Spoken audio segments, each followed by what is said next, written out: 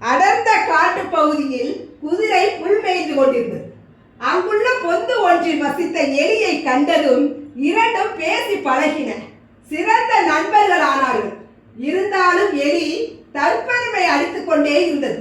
நான் மிகவும் வலிமையானவன், மண்ணையே துளைத்து வலை அமைத்து விடுவேன், என்னை யாராலும் ஒன்றும் செய்ய முடியாது, பாம்பை கூட விரட்டி எடுத்து விடுவேன் என்று வீண் பெருமை பேசிக்கொண்டே இருக்கும்.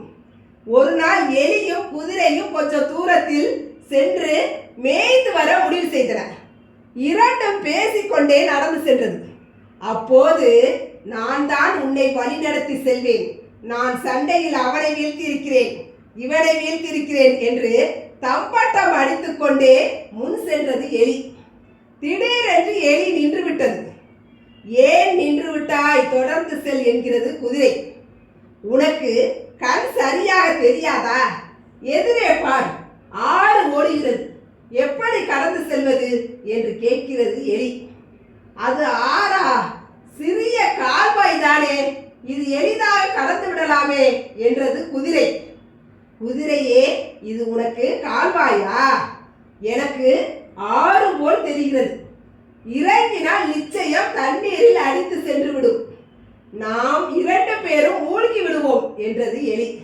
குதிரை எலியின் பேச்சை கண்டுகொள்ளாமல் கால்வாயில் இறங்கிவிட்டது. ஏய் எலியே, என் முழங்கால் அளவுட வெள்ளம் இல்லை, இதையே நீ ஆறு என்கிறாய், உடனே இறங்கி வா என்றது குதிரை. நண்பா, உனக்கு வேண்டுமானால் இது குறைந்த தண்ணீராக இருக்கலாம், ஆனால் இது என் உருவத்திற்கு நதி போல் வெள்ளப்பெருக்கு போல் தெரிகிறது. தயவு செய்து என்னை உன் முதுகில் ஏற்றி அக்கரையில் விட்டுவிடு.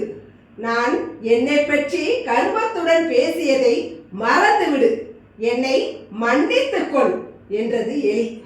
அப்படி வா வலிக்கு, இனிமேல் நீ வீண் பெருமை பேசி வாழக்கூடாது, சரியா என்று அந்த குதிரை அந்த எலியை தன்னுடைய முதுகில் ஏற்றி அக்கரையில் கொண்டு போய் விட்டது. ஆக நம்மிடம் கர்வம் இருக்கக்கூடாது. நம்முடைய வாழ்க்கையும் இதே போல்தான். கர்வம் இல்லாமல் நண்பர்களாக என்றுமே இருக்க வேண்டும்.